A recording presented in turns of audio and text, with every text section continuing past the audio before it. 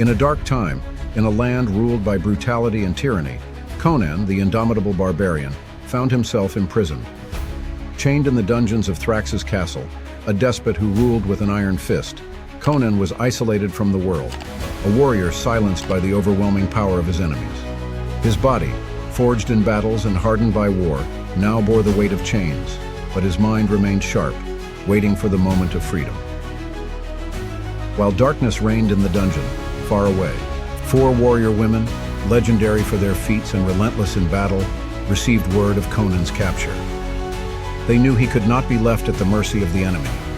Thrax's name was known for his cruelty, and his plan to subjugate the barbarian meant more than just a simple defeat. It symbolized the end of a beacon of resistance. Thus, the women prepared for a rescue mission that would be remembered through the ages. Valeria, the fearless pirate, led the group. Her blade, known for cutting down enemies across seas and distant lands, was ready for another battle. By her side stood Red Sonja, whose combat skills were matched only by the fury that drove her. No force could stop her when she wielded her flaming sword. Further away, Yara, the sorceress with dark powers, had already begun her incantations, summoning forces no common man could comprehend. With them was Zenobia, the warrior queen, whose sharp mind orchestrated their every move, bringing the strategy that would bring down the walls of the castle. Night cloaked Thrax's castle when the warriors arrived. Shadows concealed their movements as Valeria led the silent invasion. Red Sonja, with precise strikes, took down the guards that crossed their path, clearing the way for their entry. Yara, in turn, conjured a mist that enveloped the towers, preventing the enemy archers from spotting the heroine's approach.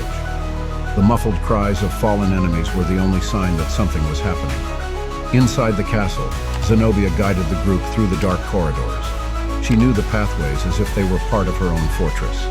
Her orders were brief and direct, each step calculated with precision. They approached Conan's prison, where Thrax kept him under constant surveillance.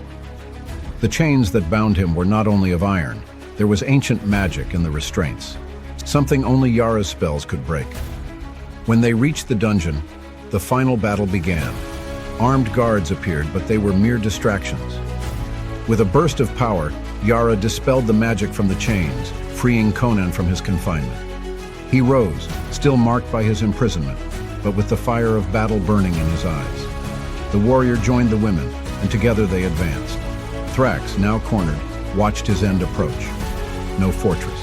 No number of soldiers or sorcery would be enough to stop them. The women's blades sliced through the air, while the screams of their enemies echoed through the stone halls. In the main hall, the tyrant made his last stand, but there was no more time. Valeria delivered the final blow, ending his reign of terror. With Conan free and Thrax defeated, the women left the ruins of the castle behind. Under the light of the moon, they knew this was just another chapter in their legends.